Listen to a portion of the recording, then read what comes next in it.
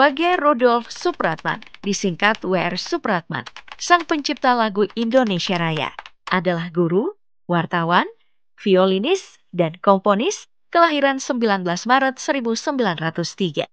Namun kelahiran versi pertamanya lah yang kemudian ditetapkan menjadi Hari Musik Nasional, yakni 9 Maret.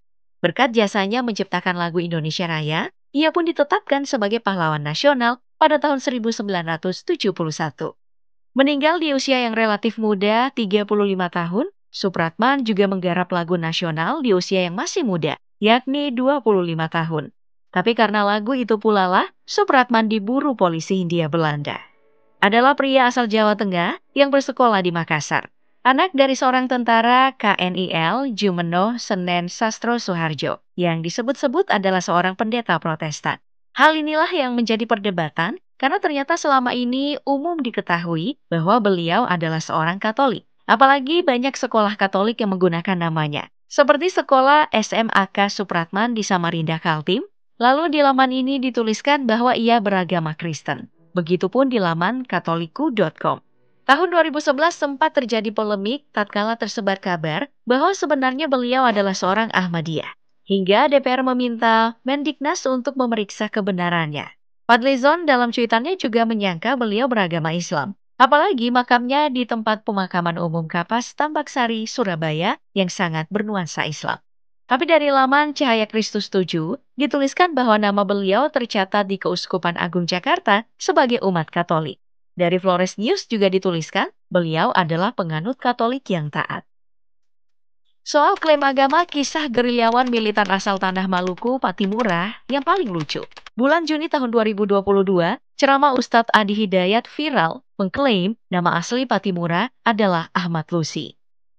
Teman-teman, siapa yang menyampaikan pada Anda kalau Kapiten Patimura itu nama aslinya Thomas Matulusi? Nama aslinya itu bukan Thomas, tapi Ahmad. Ahmad Lusi. Seorang kiai, punya pesantren. Seorang yang terdepan membela negara. Sampai dikatakan sebagai pejuang dan mendapatkan gelar pahlawan nasional. Nama Thomas Matulesi dianggapnya sebagai pemberian Belanda untuk menghilangkan unsur Islamnya. Adi Hidayat sebenarnya mengutip pemikiran sejarawan Ahmad Mansur Suryanegara yang belakangan banyak dikritik karena metodenya dianggap kurang ilmiah. Dari laman Tokoh Indonesia disebutkan nama aslinya adalah Thomas Matulesi. Lahir di negeri Haria, Pulau Saparua, Maluku, tahun 1783. Dari orang tua yang bernama Frans Matulesia dan Fransina Silahoy, dan meninggal di tahun 1817. Tapi dari laman Detik, dituliskan bahwa keluarga Matulesi menyatakan sejarah Kapitan Patimura yang diakui negara selama ini adalah keliru. Patimura dikatakan berasal dari Pulau Haruku, Provinsi Maluku. Di luar dari urusan ahli waris Patimura, mengenai agama dan nama, mengutip CNN, sejarawan dari Fakultas Keguruan Ilmu dan Pendidikan atau FKIP Universitas Patimura Ambon, John Patiasina, mengatakan nama Kapitan Patimura, Thomas Matulesi, sudah tidak perlu diperdebatkan lagi. Sedangkan Ahmad Lusi adalah utusan Patimura dalam pertempuran melawan Belanda di Haruku. Jadi, dua nama ini adalah sosok yang berbeda. Klaim ini sekaligus membantah agama Patimura. Ditetapkan menjadi pahlawan pada tahun 1973, Kapitan Patimura adalah julukannya. Thomas Matulesi adalah nama aslinya, dan beliau adalah penganut Kristen. Polemik ini juga sama terhadap Raden Ajeng Kartini atau Raden Ayu Kartini, pahlawan Indonesia yang dikenal sebagai pelopor kebangkitan perempuan nasional. Hidup di lingkungan bangsawan dengan nilai-nilai Islam Jawa, tersiar cerita bahwa ia sangat kesusahan membaca Al-Quran dan bahasa Arab. Pergulatan batinnya inilah yang membuat orang-orang berspekulasi tentang agamanya. Bahkan mengutip ulasan khusus di Liputan 6, Kartini sempat mengaku sebagai anak Buddha melalui suratnya ke Rosa Manuela Mandri, sahabat penanya di Eropa. Namun bagi sejarawan Islam, Tiar Anwar Bahtiar, sangat sulit mengatakan apa agama Kartini selain agama Islam.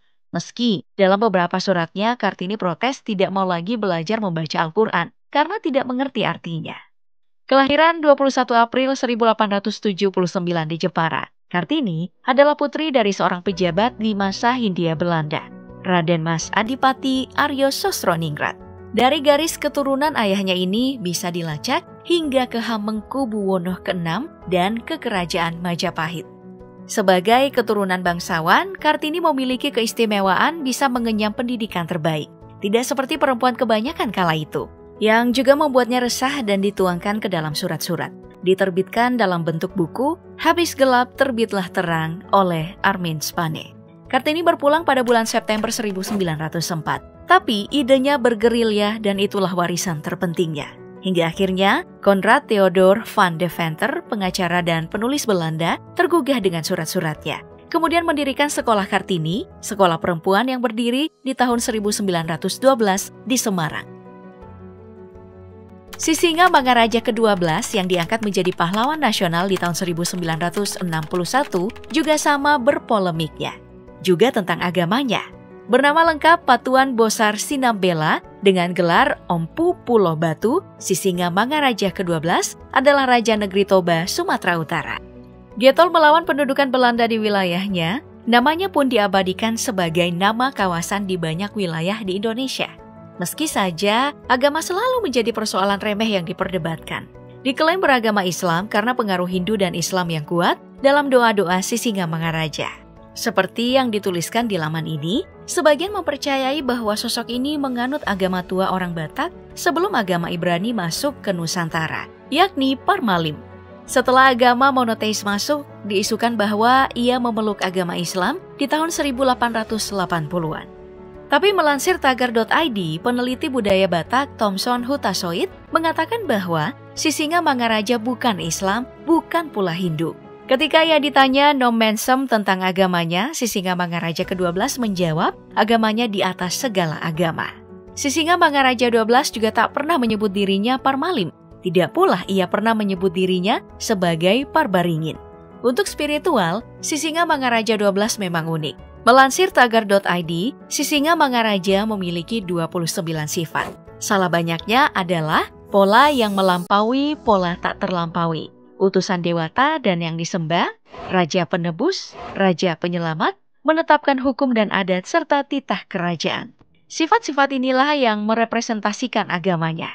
Masih kurang jelas? Ya, itu bukan jadi urusanmu, karena faktanya bukanlah apa agamanya, melainkan apa kontribusinya bagi perjuangan bangsa. Seperti Jenderal Gatot Subroto yang melansir Tirto, meski menjelang wafatnya beliau mengucapkan syahadat, semasa hidupnya dia ini dikenal sebagai pemeluk Buddha yang taat.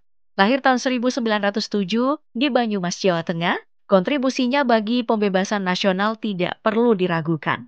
Beliaulah yang membentuk Tentara Keamanan Rakyat atau TKR yang merupakan cikal bakal TNI saat ini. Masuk TNI setelah Indonesia merdeka hingga akhirnya beliau meninggal di tahun 1962. Jenderal Gatot Subroto langsung ditetapkan sebagai pahlawan nasional. I Gusti Ngurah Rai adalah prajurit Bali yang juga ikut membentuk TKR dan menjadi komandan di wilayahnya. Sudah tergambar dari namanya, dia ini berasal dari Bali. Ia lahir tahun 1917 di Badung, Bali, dan digelari pahlawan nasional di tahun 1975. Dikenal sangat pemberani dan anti-kolonial, ia sampai menjadi intel untuk sekutu pada masa pendudukan Jepang. Dan soal agama, Ngurah Rai adalah penganut Hindu yang taat dan bersodiak Aquarius. Jika agama seseorang bisa terlihat dari namanya, maka Slamet Riyadi atau Slamet Rijadi akan dikira sebagai seorang muslim mungkin.